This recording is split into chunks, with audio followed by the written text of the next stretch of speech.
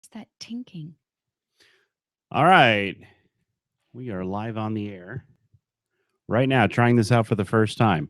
Before we get started with this week's program, just a couple announcements. One, it's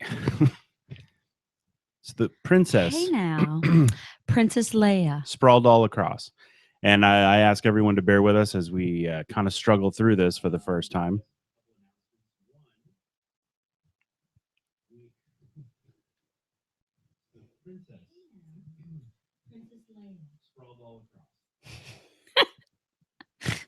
Little technical All right, little bug there. difficulty. Little bug there. Okay, so before we start this week's program, do this. Well, that didn't work at all. Let's try this. What are you Dragon baby. Ah, yeah, there he is. Dragon baby. There's Jackson.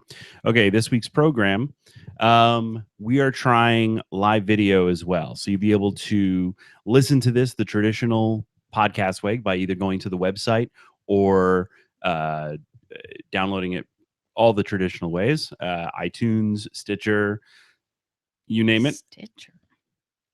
Now you'll be able to also watch and or listen to us on iTunes.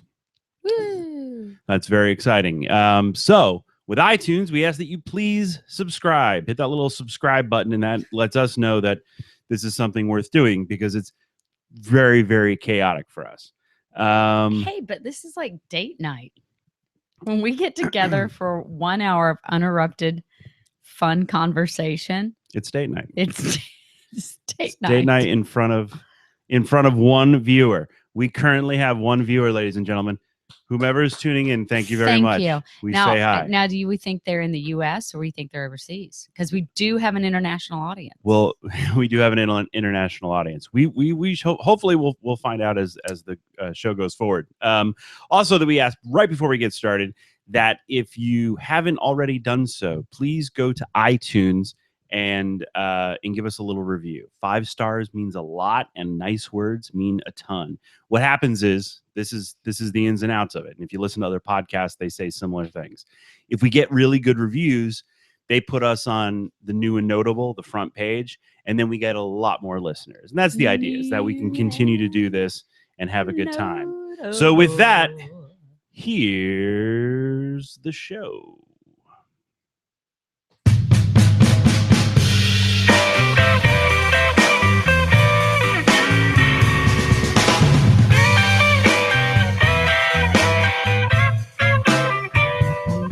That's life. That's life. That's what all the people say. You're riding high in April, shot down in May. But I know I'm gonna change that tune when I'm back on top in June.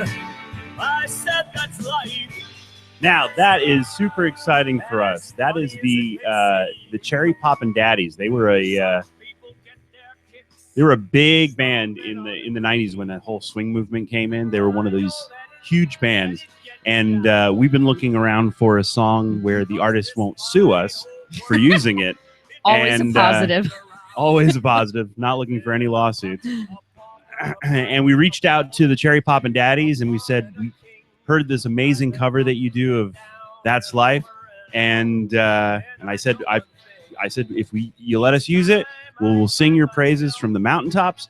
And they said, go sing away. So CHERRY Poppin Daddies, thank you very much. Amazing shout out to you, and we'll be tweeting, pushing out on social media. This isn't the only song they do that's like fantastic. They are really great.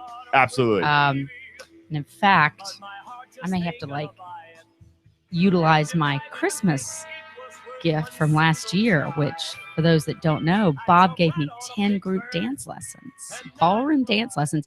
Now he keeps encouraging that I could choose anyone to go and dance with me, right, as opposed I'm thinking I might do some swing music. Well, that was a pretty good, you're always looking for, this would probably be a better story for Christmas, but we'll say it now. So we're always looking for good holiday gifts to give your significant other. And Jennifer typically wants to bring us. Hold, please. Who's here? We have a visitor. We have Jackson Hello. Barth. Jackson, what can we do for you?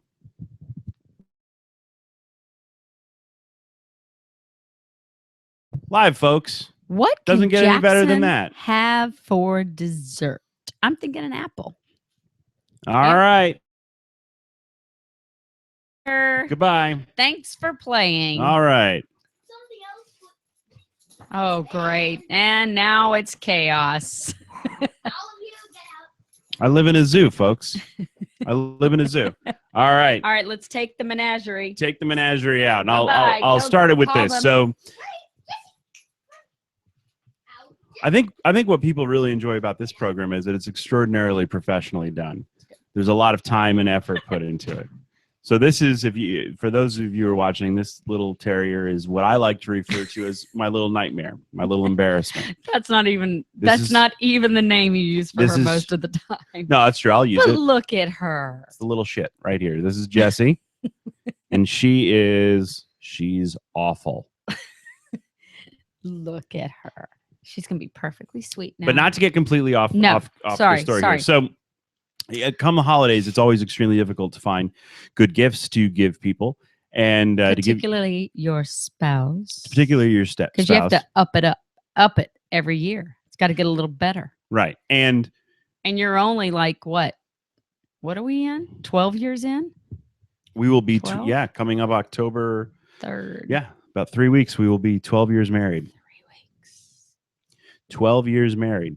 So, that said, here's what I have noticed in being married and giving and receiving gifts. Typically, and I'm as guilty of it as you are. Yes. We do not give gifts to each other that we truly, honestly, in our heart feel the other person wants. Oh, no, you give them what you think they need to benefit you. Right. We give them, we give the other person what we want them to have. Right. For us. Right. But Jen she had mentioned early on she would love to do like couples ballroom dance lessons, classes. Well, things I like heard that. it was good exercise. So that was one thing. Hello. So I went and I found a great little studio right over in Culver City. And if I could remember their name, I'd give them a shout out. And got a like a booklet of little 10 group lessons, 10 classes, and there's a myriad of different styles of couples dancing. However, that was in December, and it is now September 14th. We've been busy. I will say, if there's anyone that's really good looking and a great dancer that would like to vie for my partner for those 10 group lessons, maybe Bob would stay home. Good luck, everybody. It can be a contest. All right. Anyway. So we did. Anyway, we're exhausted. And I had this idea that we were going to start doing this live hangout and YouTube and kind of branch out into some other ways to do the program. In fact, you wanted to do it when I was at my big to-do at the end of last week in Atlantic City. Yeah, that's right. Jen was over in Atlantic City. She had been asked to perform, which is amazing. Fantastic. Well, and to be a part of some activities around the 95th anniversary of the Miss America pageant. That's right. Which is not Miss USA. Let's just be clear here. Right. Miss America. Miss America. So okay. Anyway. She went. She sang. She was amazing. It was great. And then, yeah. Terrible story. It's horrible. Anyway. Probably save that for another day. And then we were so she was over on the East Coast, and Jackson and I flew out and met her, and there was a family wedding. So a big family New Jersey wedding. The hair was so high. That's where the heels. It's where the heels and the jewelry and the skirt hems. Everything was high. Yeah, you got to do it right in New Jersey. So we have quite literally just flown in. So we're exhausted. But we have great stories to tell, I hope. I hope we have great stories to tell. Yeah. So that was great. But what was interesting was, so we were, another element to putting on this show, we've started looking into having some kind of fun and cool guests come on and be on and talk about relationships and talk about romance and parenting and stuff. And sure enough, we have a guest next week, next Saturday, and we'll do that show live as well. And you'll see our guest. And are we using Google Hangouts or Skype or something? No, we'll be doing Google Hangouts, so cool. you'll be able to see our guest as well. Awesome. So yeah, it's exciting. It's fun. The show's growing a little bit, and the audience new dynamic. The dynamic is neat. So talking about that with some of the folks we were meeting, and I thought, one of the things that happens at weddings frequently, and I've noticed this before, and you could probably say the same thing, is you wind up talking about how other couples got together, the dating scenarios, right? Yes. And we were outside after the music had. I'm now at the point in my life where when the music when I can't think anymore, I have to go outside. Yes. And it had reached that decibel. So yes. I believe someone was also singing Bon Jovi in a horrible off-key fashion karaoke style. That was offensive. That's offensive in New Jersey. You can't sing Bon Jovi. Sad thing is Bon Jovi can't sing Bon Jovi anymore. Well, but he at least lowers the key. Or lets turns the crowd the mic do it. out to the audience. That's right. So we got outside and we started stories started being told about different couples and relationships and things like that. And we relived some of our favorites. And Jen said, we got to talk about this on the show. And I thought, before we start having other people on and they want to talk about other aspects, for anyone who's a new listener to the program, I figured we should get some of this stuff out in the open. And new to us, clearly. The audience? Some folks that are even new to listening to the program know us. They just know us from other walks of life. That's right. So anyway, so that was you started telling these stories. So I figured tonight what we'll do, let's talk a little bit about how you and I met and then got married. And if we're not on here for 7 hours, it really shouldn't take that long. It shouldn't take that long. It was a short courtship by Southern standards for sure. It was very short. We should make that point. I mean, I'm sure everyone knows, but you are from the north. Yes. I am from the south. I was born in Long Island, raised in Northwest New Jersey, and then as an adult worked in New York City. And you? I was born in East Tennessee and grew up in North Carolina and Northern Georgia and then back in North Carolina. Right. And then you wound up, I finished undergrad and I went to Boston to graduate school and graduated. And, when you decide you want to do musical theater for your career, the only place to go is New York City. And you and I met there right after 9/11. Yeah.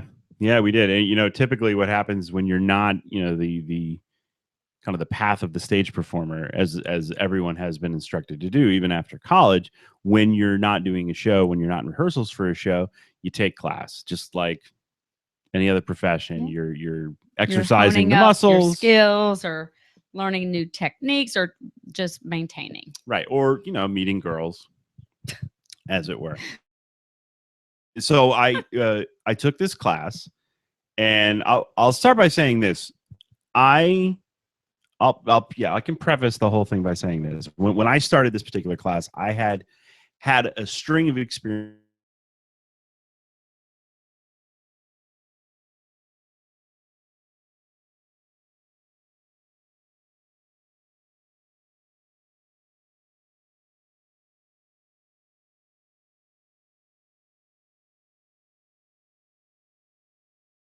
Times that after a while you're like, actors in particular, they're very handsy to stop reading into it. So that was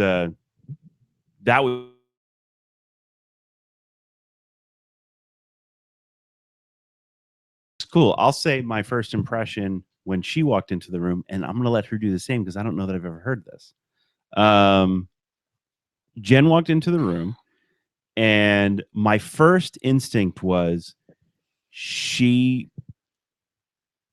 looks like home. Like she looks very familiar. and I know I didn't know who she was, but it was very familiar. It was very comforting. And that was, but there was definitely an instant recognition of this.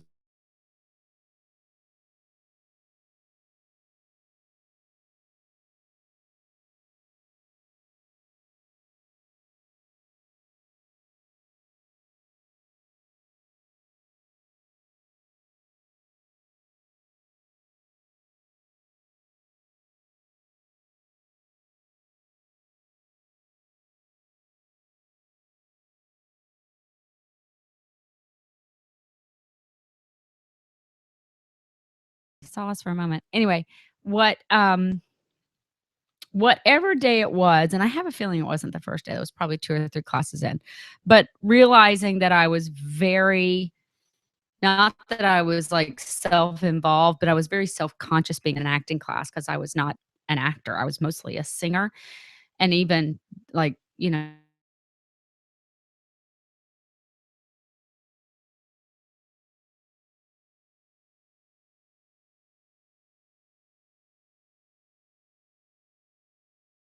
3 or 4 classes in, and I remember the first time I noticed you were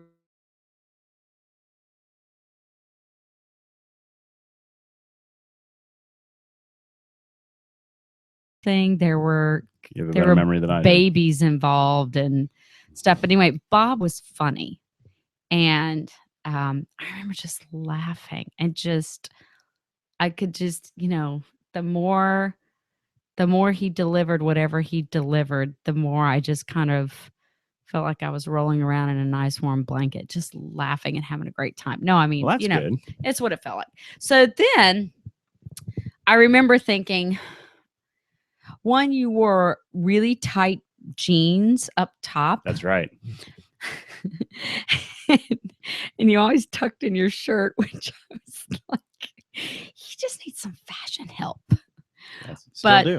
But I thought he's either gay or taken, because there are no straight single men in the musical theater world ever. And that was typically the card I was playing. Hey, ladies, I'm not gay. So at any rate, I figured out pretty quickly that Bob was not gay. I don't know how I knew that, but I knew that. Anyway, and then one day we were sitting there and I thought I would be really coy and flirtatious. And I put my hand on Bob's knee, which elicited nothing. Yeah, there was no reaction to that. And in fact, when we've discussed it later, you're like, what does that mean? Yeah, it doesn't. Well, again, down south, that's like a lady saying she's interested. And that's just it. If I was 1932, if I was an accountant and someone put their hand on my knee, I might go, there's something going on here. But in an acting class, a bunch of actors, they're handsy. They're all over the place. Not me. But I didn't know that. Anyway, so we were at this bar. So then we went to, that's right, we were at a class, we were at our final class and the whole class went to a bar afterwards. That's right. The whole class went to this. And there have been, I guess, several occasions after class where I lived all the way uptown, and there were several occasions after class where there were opportunities to walk you home. Or even to the subway at Port Authority. And I would actually look longingly, and everybody's like, oh, where are you going? Where are you going? Where are you going? Because you'd walk together. I'd be like, is anyone going downtown to Port Authority to like the A train? Which, by the way, I didn't take a subway. I took a jitney across the river. I wasn't even taking a subway. And Bob looked at me and go, no, I got the 1-9. See ya. I'm going north. See you next week. Yeah. I was so cool. I was oblivious. So our last class. Very last class, we're at this Irish pub around the corner, and we all decided to go out. And you and I got into a conversation, and we were discussing movies. Yeah, but it was a fairly benign conversation. Yes. It wasn't anything. Silly, Bob Too being much. funny, Jen being And I giggly was and not laughing. outside of that. My first initial reaction to you, I was not pursuing you. No, not at all. Maybe not even into our first date. This is how other women ruin good men. So we're at this barn, we're discussing films, and there was this movie that had come out at the time, Amelie, this French film, Romantic comedy, comedy. and it had great reviews. And French. I like romantic comedy. Yeah, but that doesn't mean anything. I still go see anything. If someone says it's good, but I'll if go a see girl goes, "Oh my gosh, I'd love to see that," That's not what you said. What You did I didn't say? say, you didn't. It wasn't like overt. It was. Well, of course not. I'm I had Southern. mentioned. I think either one of us had I'm mentioned from the film. South. We're not overt with anything. One of us bless your heart. One of us had mentioned the film. I don't know who mentioned the film. I think you did, but Okay. anyway. And you said you wanted to see it, and it had to be playing at this really cool theater near the Waldorf Astoria, the Paris Theater. Not the Waldorf Astoria, the Plaza. Or I'm sorry, near the Plaza. The Plaza Hotel. Famed Plaza Hotel at the corner of Central Park. Right. It's a neat location. It's a really The pretty theater's theater. Sweet. The Paris Theater? Yeah, the Paris Theater. The Paris Theater. And it's one screen, balcony. It's very unique. Artsy. It's artsy, but it's fun. And they always do very like New York. Like Yes. quintessential New York. very Woody Allen, very New Yes. York. So and I want to say it was like we decided we were going to go Saturday morning. No, it wasn't a Saturday. I do remember like it was a morning. Like we were going to like the 10 a.m. showing or something. 10 or random. noon or something like that. It was early. It was early. And so that didn't speak date to me at all, right? True. Okay. So that and I think I'd already booked that cruise ship. So this was like the last thing I was going to be able to do before I went to visit family and then to get on this cruise ship. Right. So I got to the theater first, and my initial instinct as I walked up to the window was I'll get the 2 tickets and then she'll come when we'll go in. And as quite literally, as I was handing over the cash or the credit card, whatever it might be, I thought, ugh, this is how you get yourself in trouble. If I pay for her ticket, she's going to think that I think that this is a date, and that has not been discussed. By the way, yeah, I walked over from New Jersey and hopped on the jitney, and literally I put, because I had my bus pass or whatever was my like weekly, monthly thing or whatever. And I think I put a $10 bill in the pocket of my jacket because I was like, that's all the money I have because I was a poor actress, whatever. And I was like, he'll pay for my ticket, but just in case, I'll put $10 in there just in case. Because that's true. I don't think I'd heard that part of the story. Yeah. You're lucky I put money in my pocket because I almost didn't. You just run away? What No. would you have done? I would have been like, can you buy me a ticket? Which I would have been happy to do. But that would have put a totally different spin It on would things. have. So anyway, you came up. So I got there. I walked up. I didn't have. So I decided I'm gonna be smart about this. I'm not gonna buy her ticket because I don't want to cause undue stress for anyone here. This is we're friends. Just finished a class. We're going to see this movie. Going to see a romantic French comedy. And I bought the 1 ticket, and I think that might have been the first physical action I had done that showed that I could be independent and let a woman be independent and not infringe on her freedoms as being an independent woman. So I was a little proud that I had just bought 1 ticket for myself. Which is probably good for our relationship, knowing this down the line. But of course, I'm late because I'm always late. She was running. I'm whipping around the corner. Always late. Late for tonight. Hey, whipping around the corner. There's Bob standing at the box office out front. I'm like, I see him, and he goes, yeah, here you go. Points me to the box office. This is where you get tickets. He's like, there you go. And I was like, oh, okay. Here's my money. So I have bought my $5 ticket. And we went down. We saw the film. Beautiful movie. Beautiful. We might have been the only 2 people in the entire thing. Well, and they did this. It's pretty empty. They did a couple of previews because I remember something about like there were these previews. But anyway, yeah. And I remember I looked at you, I laughed a few times. Bob sits there. I think Bob literally, honest to God, hold up, wait. This is what Bob looked like. Oh no. This is good for the viewers.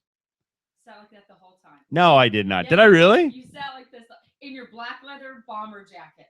And I left the coat on. Yeah. It was a nervous wreck. Yeah. I don't remember. I honestly don't remember being that nervous. I mean, he didn't bother to like stretch out. He didn't. No, he sat like this. No, I was trying. I was both hands on his knees. Exactly. But all of that was purposeful. I was trying to be cool.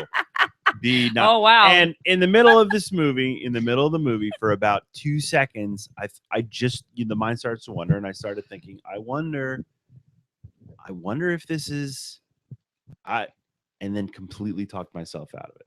And the film ended. I said, I'm going on a cruise. I'll see you in 8 months. Have a good life. Bye-bye. So 6 months cruise I was going on or something. Well, but you weren't going to go you were going to be in town for another couple of weeks. No, I was going home to North Carolina to visit my family, and then I was coming back, I think, for a week. So maybe 2 weeks. Maybe I was there 2 more weeks. But anyway, long story short, this is likely going to be the last time I saw you. Right. Absolutely. And it was. And that was it. And I didn't think anything of it. I thought, again, she was very nice. There was no mention that this was a date, that there should be another one of these. No, he gave no indication he was interested at all. By the way, I have now to this point touched his knee, hinted that I might be walking to a Subway by myself, and exclaimed avid interest in seeing a French romantic comedy at a Woody Allen-based theater moment in New York. And yet, Bob got nothing. No. It all sounded benign to me. It all sounded real basic. So that was it. There was no reason for us to see each other again. She was going to go off and do this cruise in a couple of weeks. I was knocking around town, and I was doing some stand-up at the time in New York on the Upper West Side. Stand-up New York. And I think maybe a week had gone by, something like that. It was a significant period of time. I think probably like 3 or 4 days, because I was down in North Carolina. Okay. Oh, so is that right? 3 or 4 days had passed. So 3 or 4 days had passed, and I get on the phone with one of our classmates that I was actually happening to be doing stand-up at this. Kelly. There you go. You remember the name. I don't remember. Tall blonde. So we were chatting on the phone because we were both performing that night. And I had said to her, I go, oh, you know who I saw from class some days ago? And she's like, who? And I said, Jennifer Vaden. Yep. Her professional name, Jennifer That's right. Vaden. And Kelly said, and we should probably, if we can ever get in touch with Kelly, we should probably thank her. We do need to thank her. Because Kelly went, oh, really? How did that go? That was, I don't know. She didn't even say, how did that go? It just went, oh, really? And I went, yeah, why? She said, no reason. And I went, Kelly, if you don't tell me, I won't know. It's not like I'm going to put this together. And she says, and she's like, well, she had a crush on you. During I was class. like, get out of here. And she's, yeah. I could not have hung up the phone with Kelly quicker and get right onto email. To AOL. Dial-up connection. Type an email. And then ask her out. Ask her out properly. Yeah. Wait. He asked me out properly over instant message. It was over an email. I don't think it was. Instant message. No, it was AOL instant message, because you and I were chatting back and forth. I was down in North Carolina, and you popped up, and you were like, hi. I was talking to Kelly, and I was like, oh, really? And anyway, you were like, yeah. And he's like, would you like to go out next, I guess, Monday or whatever? And I was like, well, I can't do Monday. Fine. How about Tuesday? And I was like, because this is honest reaction. I said, can we go out on Tuesday? And she's make the noise again. Yeah.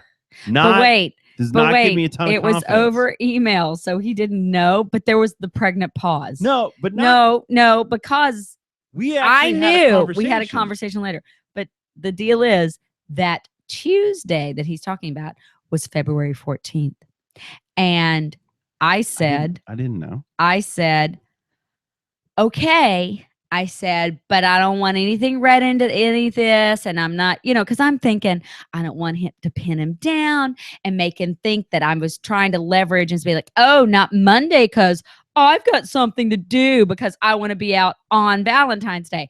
I did it. And of course, what if he sucked and then I was looped into some crap Exactly. relationship and What if I had date sucked? because it was on Valentine's Day and I was ugh. So, but I mean, no, more than it was me being more so kind of like, I don't want anything read into it. Like, don't go to any extreme measures. And that's what and she of does. course, like, Bob, I was like, don't do anything crazy. Like, it's just dinner. It's just dinner. And Bob goes, okay, no problem. All right, I'll see ya. But Blah, okay, blah, blah. Here's how it happens on my end. I asked this woman out. She's not available. I think I get Sunday. No, can't do it. Monday. No, can't do it. Tuesday. She's like, okay. And then says that I don't want you to go to any special. Don't overdo it. And I'm like, I'm not sure that this girl likes me at all. She's being abusive on. I had no idea it was Valentine's Day. You still don't know when it's Valentine's I still Day. The good people of Hallmark remind me now. But I had no idea. So, but I thought she was being very not being very cool. But and then I upped the ante by to this day, looking back on this, because this came up recently. I do not know why, especially because I am a planner. You are. When I go to restaurants, I only go to restaurants where I can get a reservation because I don't like waiting in line for anything or not have a guaranteed thing.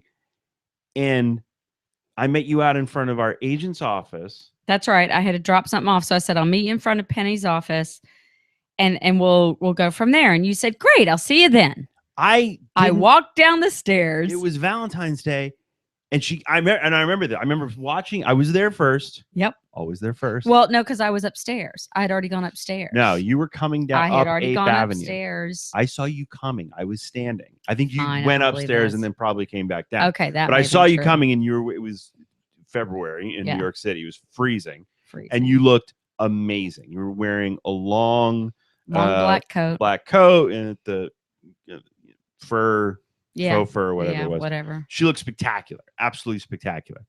And I don't know what I was thinking. I made no reservations. I knew where restaurants. New York City on Valentine's Day, and it's like 5:15. Yeah, and I wasn't like in my life at that point. I was 25. Really? 24? No, 24. 24. I'd made reservations before. This was something. It wasn't unheard of for you to this was not unheard of. I had no plan, and I knew that there was this stretch of 8th Avenue where there were a bunch of little restaurants, little Italian. Yeah. And I just thought, I don't know why I thought that. Apparently, I never went out on a date. Well, because you also did not think it was Valentine's Day. I didn't think it was. Well, no, I did that day. But it still hadn't dawned on you. So I say. I made no reservation. I say, I'm like, hey, where are we going? What time's our reservation? Right. And Bob goes, I didn't make a reservation. I was like, wait, what? We're gonna have one of those experiences. So we were like, well, we better hightail it over to Restaurant Row and 9th Ave. It was early. It might have been like 5:30. It was like 5:15, 5:30. Pretty early. Yeah. And we went into one of my favorite places. Little Cara Mia there on 8th Avenue. Oh my gosh. Italian restaurant at 45th. Love it. 45th and 8th. Yeah. Great 45th little and Italian 9th. 45th and 9th. Okay. And went in there, had a spectacular dinner. And it was one of those nights where you don't run out of conversation. There wasn't an awkward moment. We laughed. We laughed. Had a great time. She didn't point out my faults then. That night. Now she does it all the time. But at that moment she didn't. And I thought that was great.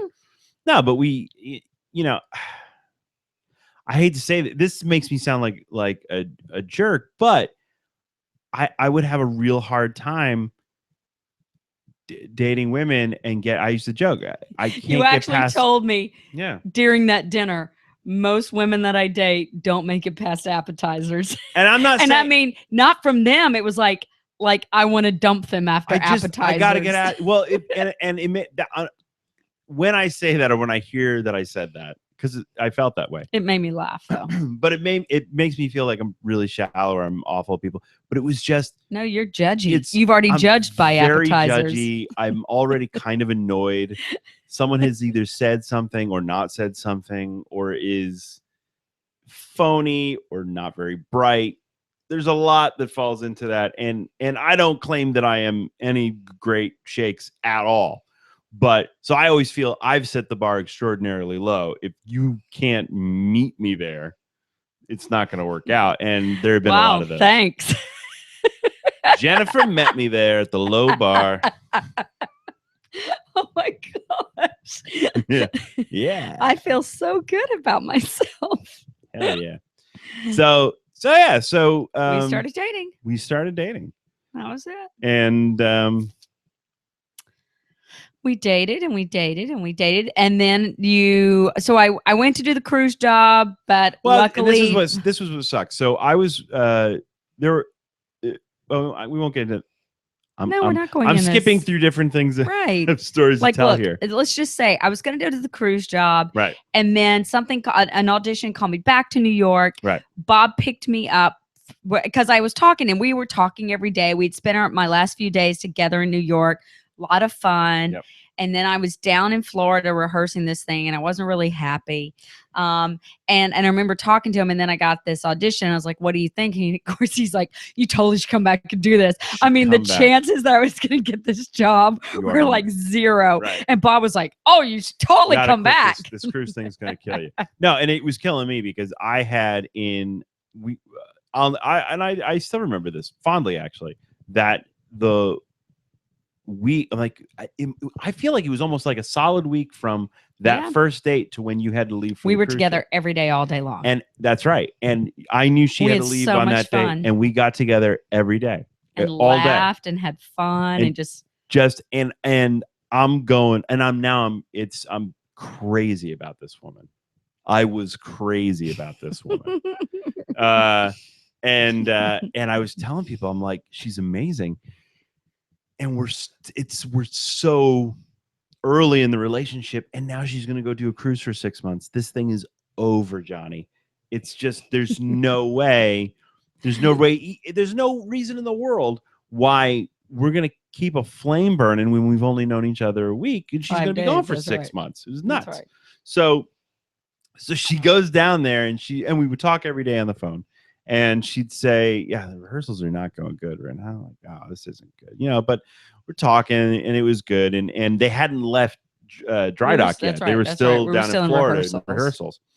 And she gets this audition opportunity in New York, and it would mean she would have to leave the cruise, which you didn't mind because you didn't like the people that you were working with. Well, it just wasn't my thing. Wasn't your thing. So I said, no, and I tried to be calm, cool, and composed. And you tried to give professional advice, not emotional, personal recommendations. Right. Like, no, you should definitely come back. This is a much better opportunity. Yes. Up here. Let's weigh the pros and the cons. I mean, you could go do a cruise, but everyone can do a cruise. I think you should dump the cruise and come and audition. I'll say what it was because it was really exciting, and I think it was more exciting for me than it was for you. She was going to have the opportunity to audition for Mel Brooks for The Producers, the musical. Well, not right away, but within a couple of days. Yes, I was auditioning for Mel Brooks. So that was like huge. That was huge, and so she decides to come back, and I ran out. I didn't have a car at the time. We were living in New York. Rented this crazy sports car. No, it wasn't. Well, no, it was. I mean, it was like a GT. I think it's just because what they had. It was what they had, yeah. In February. Make me look. I'm picking this girl up to the airport. No one wants to rent a convertible in February. That's all that was left. That's probably true. So I rented this car. I went out to LaGuardia. Went out to LaGuardia. Right. Picked me up. Drove me to Jersey. Weehawken.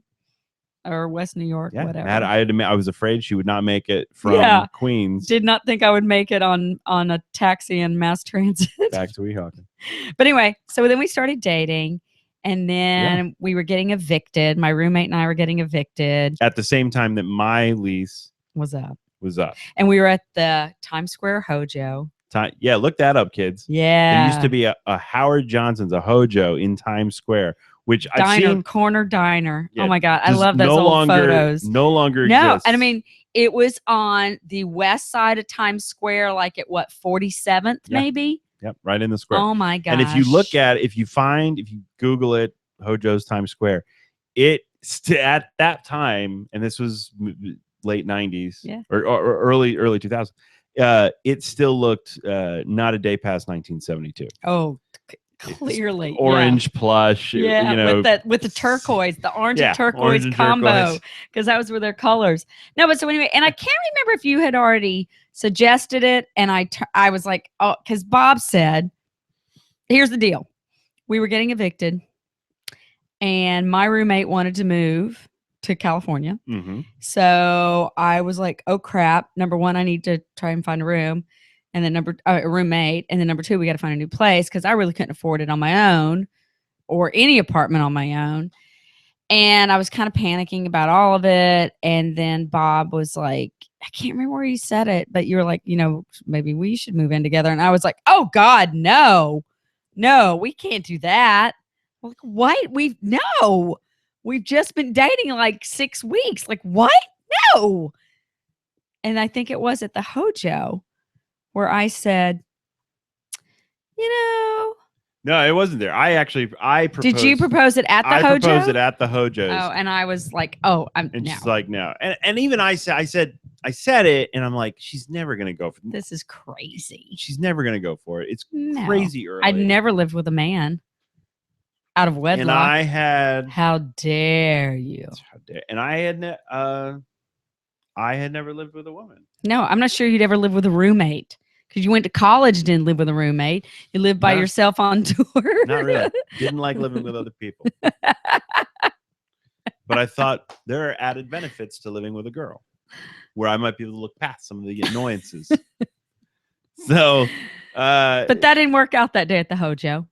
It didn't work out. She said no, but then, and I found this to be true in our lives, in our relationship going forward, that whenever I suggest something, it is immediately shot down, only to be brought back to my attention in 3 weeks, a month's time as her idea. Which is brilliant. And then I say, oh yeah, it sounds great. And then it's awesome. And then we do it.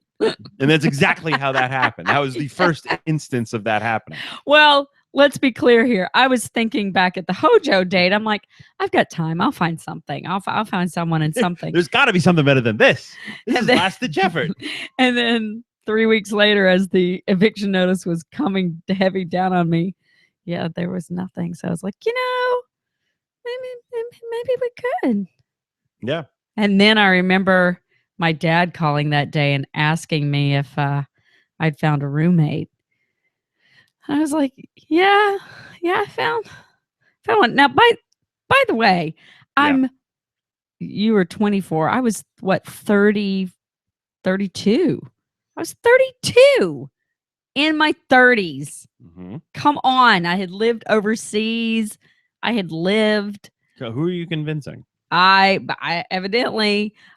was scared to tell my father that I'd found a roommate. And it was a man. And it was actually Bob. It was a child. There was this child. We didn't know right away that you were 8 years younger than me. I was actually surprised that you were as young as you were. And you were definitely, right, Bob? You were definitely surprised I was as old as I was. Because I didn't look it, right? Shocked and appalled. No, you didn't look it at all. And there was never, and there has never been, in our life together, ever an issue with age. Like that's never. Well, from your standpoint. For me, there has never been an issue with age. Right. For me, there has been. I married a young idiot. But see, I will be think of how now I'm 12 years older, 13, 14 years older. Uh-huh. I'm just as dumb as I was then. I'm not any wiser with age. Please don't say that. And well, I've said this to many times to other people. What you see, and this doesn't have just to do with you and I. This is all people. What you see is what you get. There's so many young women in particular, but men as well, who honestly believe in their heart of hearts. You know what? Very attractive. Has this nice quality, has that nice quality. Sure, they're an axe murderer. I bet I can change them. You can't. No. You can't. Girls will never make a bad boy good. It's never going to happen. Nope. You have to recognize you can't make a dumb boy smart either. No. That's right. And I have proven that. I am that living example. So anyway, we moved in. We had a short courtship, relatively short. So we moved in like May of that year. Oh yeah, it was Memorial Day weekend. It was hotter than hell. Remember? It was very hot. Oh my gosh! And Bob, now mind you, I was moving maybe a mile and a half down the same road from I think it was like West New York to It wasn't that far. No, I mean that's what I'm saying. It On was the a same very road. short distance. I rented movers to move me because I had a piano and I had a little bit of furniture and I just had stuff. And Bob had a computer desk. Wait, so Bob had a computer desk and a computer and just a bunch of crap. And what does Bob Not do? nice. I got a pickup truck and a garbage big bag. A box of empty bags. I did the old. Oh my gosh! And you must have moved out. moving. Oh my gosh! And you were moving like 5 flights down. You were in a 5-story walk up or some crazy thing from East Harlem. 151st in Common in a 5-story walk up. And I mean, they were the hardest things to move because they were these stupid bags, and you must have had like 15 of them. Not a lot of bags filled to the brim. A lot of it. It's hard for me to let go of things that I clearly should be letting go of. To which I informed him. My parents helped. Your parents helped. God bless them. Oh my gosh. And we were exhausted for 2 days. And I told him, I said, you will never move. And I'm sorry for any homeless people listening, but you will never move like a homeless person again as long as we're together. You will I not. Don't know. It was very easy to put all those garbage bags in the back of a pickup truck. Once you finally got them down there and your hands weren't sweating and they weren't, because like nothing's worse than like sweaty plastic that you're trying to hold on to. It's pretty nasty. Anyway, so we moved in and that was in May and we tootled on along. And then I think you proposed like about 10 months later, the following March. We got married in October. I'll tell the proposal story. You got to hurry. You got to wrap this up. We won't go too much farther. We're We're almost at the finish line here. But we're living together, and I believed, and I know everyone has different opinions about how to do this, but not only did I believe in it, I wanted to do it. I wanted to ask her parents, both her parents, her mom and her dad's permission to ask her to marry me. But you wanted to ask for my hand in marriage, and my parents are divorced, so you wanted to speak to both of them individually. Right, and that's 2 phone calls.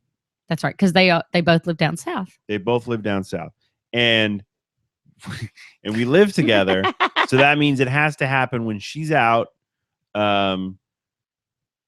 and I'm not there, and I have cell service, right? Because we didn't have. It was the like cell service was really odd, sketchy pockets. there. They didn't. Right, it was terrible. So I had to get in the car, and I drove down to like one of the Edgewater, where there was good cell service, and I'll never forget that night. You were in the city. I was working at Lehman Brothers. You were working at Lehman. And it was torrential downpour. Yes, like torrential rains. Absolutely. And I got in the car, and I emailed both of your parents. You set up these phone call times, right? slots. So that I knew I would be able to get them on the phone. I really want to speak to you. Can 7 p.m. whatever? And both had said, "Fine, that's great." And I drove down, and it's pouring rain. And I spoke to your mom first, and all was good. She was very nice. I don't know that she was excited or surprised. I don't think either of those She was things. neither of those. Neither excited nor surprised. She was probably a little, not suspicious. What's the word I'm looking for? But she was probably a little skeptical. Skeptical. Yeah. With due reason. I think she's still skeptical some 12 years later. Also with good reason. And then the rain's coming down. And then Jennifer calls me.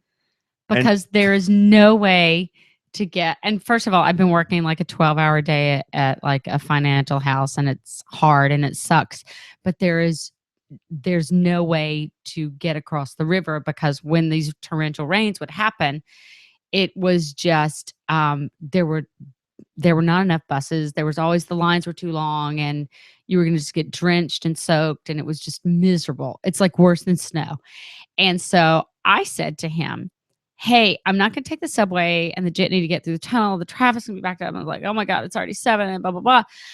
There is a ferry stop right here, and a bus is coming. And by the grace of God, I can get on it. It's not as packed that you can't get on it, because people also get mean in New York when they're trying to get home on that commute. And they're like they'll push you back out and be like, no, you can't get on. Yeah. And I said, I'm going to take the ferry across, because the ferry was right below our apartment building. Right. And I said, will you drive down and pick me up? Because I've already looked at the ferry schedule, and I think I can make, whatever ferry it is. Could you pick me up at 7:00?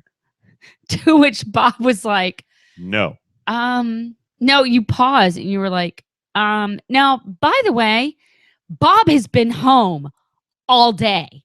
Or like you got home at 2:00 maybe from work. I think you worked like the morning shift or something, had been home since 2. I don't know, yeah. And I was like, hang on.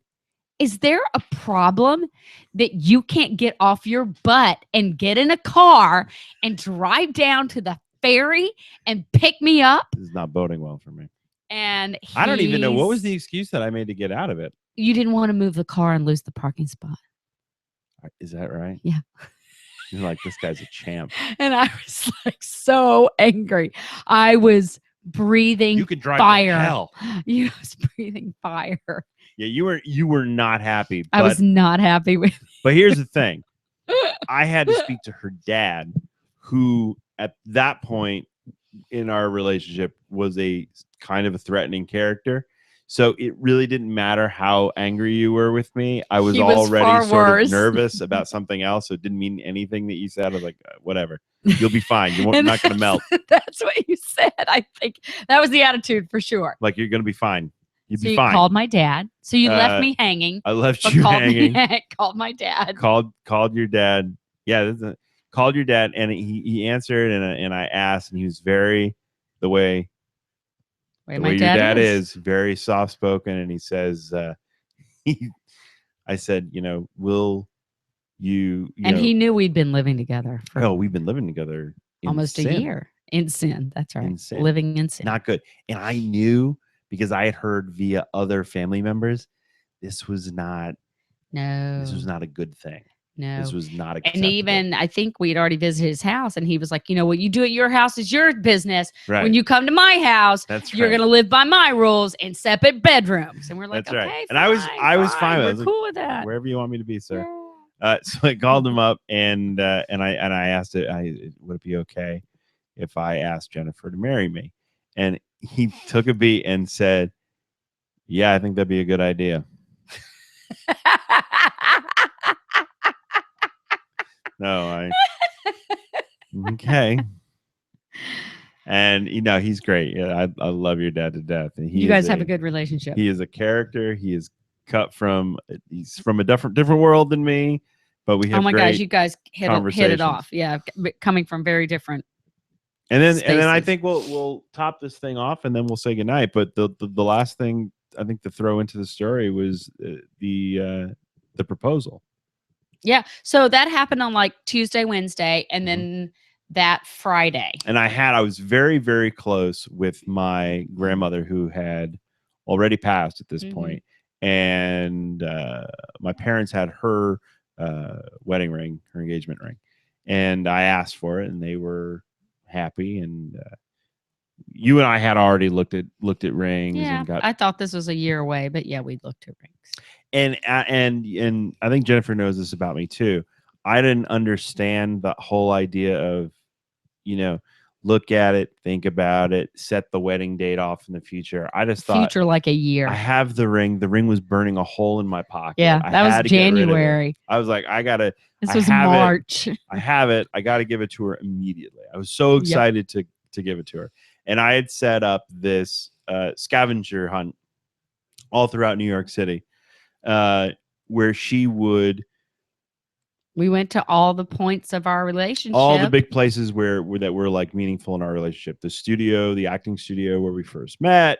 Cara Mia, the restaurant, and all these other different places. Paris Hotel. I mean, Paris Theater was where we ended right in up. front of the fountain at the Paris. It all led up, there. but all culminated. Now, meanwhile, at the different places she would go, I would have a friend there, and they would ply her with alcohol. Oh my gosh! Hey, we're waiting on Bob. Let's have a cocktail. This was very strategic. Okay. Very strategic on my part. I had cottage cheese that day, and that was it. So, 2.5 hours on, she's loaded. No food. And she comes to the Paris Theater, and I was like a stalker. I was like in between. There was kind of creepy when I think about it. You were like in these folds of pillars that kind of were angled or something. There was a jewelry store, and they had a revolving door, and it was closed. And I wanted to see her come, so that I didn't want her to go into the theater. So I had to stop her before she went into the theater. And I went over and I took her by the hand and I led her across the street from the theater. And it's like one of those, in my mind, Woody Allen beautiful moments. Woody Allen, neat part of New York City moment. And I led her across and up the steps to this little fountain. The big fountain. It's the big fountain in front of the Plaza Hotel. Big fountain. And I got down on one knee and I asked her to marry me. And she said, No.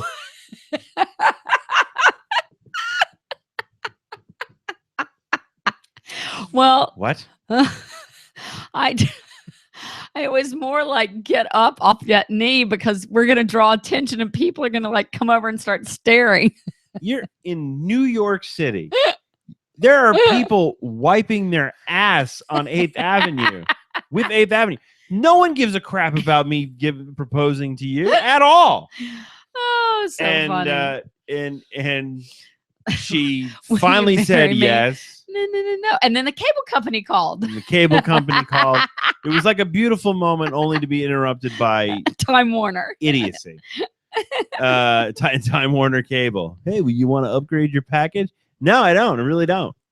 And that night, I made a great reservation at a French restaurant, Coco Pazzo on the Upper East Side, and we went and it was a great night. It was a great night.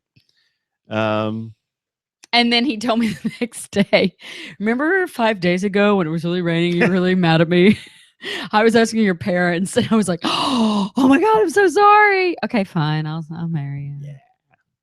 That was great. Yay. That was really good. That's the way and that's kind of how life has gone since. It has been very much like that. But that is we'll call that episode 4. That is our story. And hopefully this whole video experiment will work out and is fun for you guys at home. I know we haven't had a lot of, we've been kind of yammering on. There hasn't been a lot of opportunity to ask questions, but in the future, that is definitely an option. We want you guys to chime in and come on to the program and say hi. Well, for our one listener, is there any way you can see if they can ask a question just in case? If anyone's on there right now, you can hit the little Q&A tab on the screen and send us a question if you have a question to ask us. What that question but otherwise, this will be fine. So then this video will be available to see on YouTube, and there'll still be plenty of ways to hear this show. Otherwise, now will we always be doing the video, or? I think so. Okay. I'm just asking. I think we're gonna make some improvements on this. The first thing we're gonna do is I think we're gonna get rid of these and put in earbuds. Oh my gosh, yeah, I feel like Princess Leia. Well, and we got to do something better than what you're doing over here. Oh, it's so comfy though. Yeah, but it's not. We got to do something else. Oh, fine. Look at you. Oh, it's so comfy. I love it. Look at you right here. I love it. So that is this week's show. Ladies and gentlemen, thank you very much. We will Have a see good one. you next week. I've been a puppet, a pauper, a pirate, a poet, a pawn and a king. I've been up and down and over and out, and I know one thing. Extra special thanks to the Cherry Poppin Daddies. This is so cool that they're letting us use their song for the show. So check out their album. It's a great album where they do a bunch of covers of Frank Sinatra. And feel free to tweet us, like us on Facebook, send us tons of messages. We want to talk to you guys as much as you may or may not want to hear from us. Till next week, till Saturday. We're going to do our next show on Saturday with our guest, with a guest. Woohoo! Have a good night. In a big ball.